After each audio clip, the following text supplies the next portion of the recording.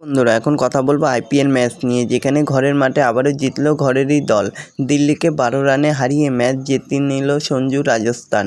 তো বন্ধুরা শেষ ওভারে জয়ের জন্য দিল্লির দরকার ছিল মাত্র 17 রান, সেখানে মাত্র 4 রান দিলেন আবেশ খান, ম্যাচ জিতে নিল রাজস্থান রয়্যালস।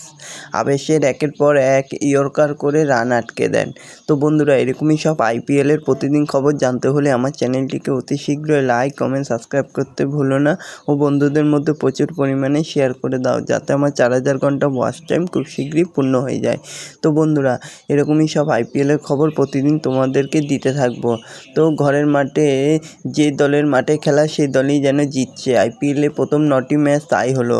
দিল্লি ক্যাপিটালস আরও একটি ম্যাচ হেরে গেল। জয়পুরে রাজস্থান রয়্যালস নিজেদের দ্বিতীয় ম্যাচ জিতে নিল।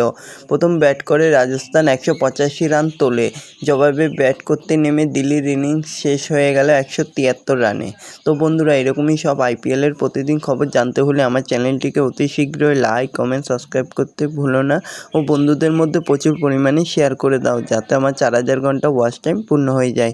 ধন্যবাদ সবাইকে।